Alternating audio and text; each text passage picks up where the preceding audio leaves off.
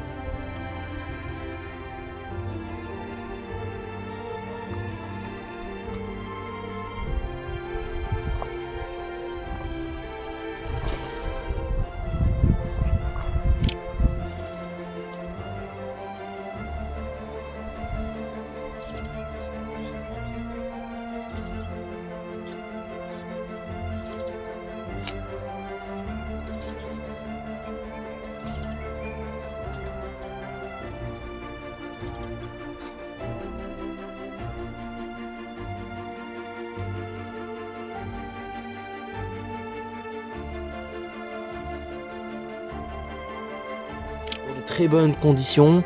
Alors pourquoi j'ai attendu si tard? Parce qu'en fait, en attendant, on n'avait pas eu beaucoup de pluie les mois derniers. Et vous remarquez qu'aujourd'hui, la structure de la terre est vraiment très friable. C'est-à-dire que là, vous voyez avec ma pelle, vous voyez, je passe à peine avec ma pelle, vous voyez, en surface. Et on a tout de suite une création de terre fine. C'est-à-dire que ça c'est ce qu'on recherche finalement. Enfin, du moins, c'est ce que je recherche moi. Et donc, c'est exactement ce pourquoi j'ai planté aujourd'hui. Alors l'avantage aussi c'est que on a eu de la pluie qui a permis justement tout cela, c'est-à-dire un travail de réarrangement des mottes en quelque chose de beaucoup plus facile à travailler avec. Vous l'avez vu, la plantation a été faite dans de bonnes conditions du coup. On a un très bon contact terre-graine et les céleris ont été plantés dans les laitues.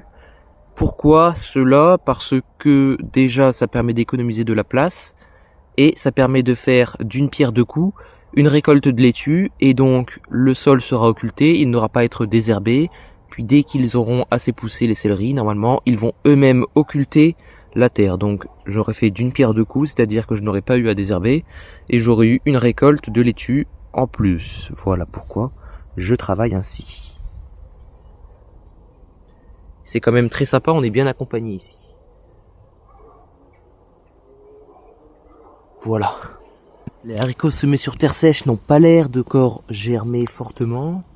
Et cela est principalement dû en fait à une petite période de sec.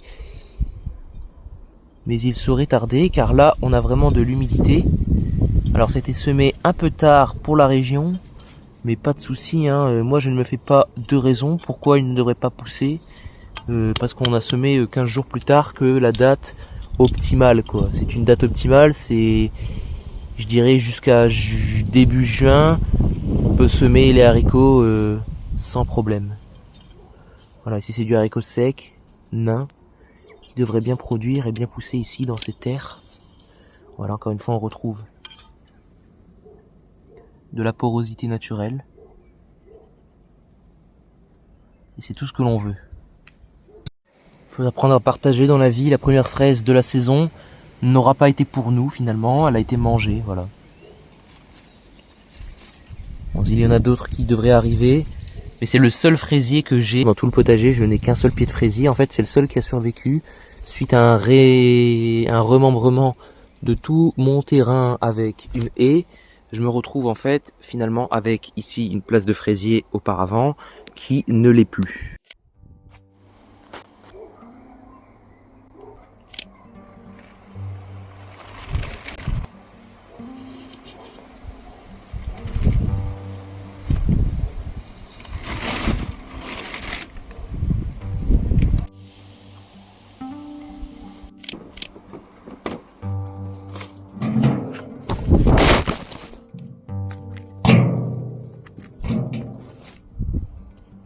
J'aime bien faire mon compost de cette manière, c'est-à-dire que je viens désherber mes parcelles et directement, lors du désherbage, je viens directement les mettre en paillage, les laisser sécher quelques jours, puis je reviens avec ma brouette et je ramasse les 2-3 herbes pour les mettre au compost. Ça permet d'en fait les faire sécher et éviter finalement que le compost de une se retrouve rempli d'humidité et se mette à putréfier. Et d'une autre manière, ça permet de faire un paillage temporaire pour que le temps que nos cultures poussent, même si cela n'est que quelques jours, ça permet quand même de protéger la terre des rayons UV et la microsphère autour de la terre est elle-même protégée par ces plantes en train de sécher. J'aime bien raisonner en disant qu'il faut faire d'une pierre plusieurs coups.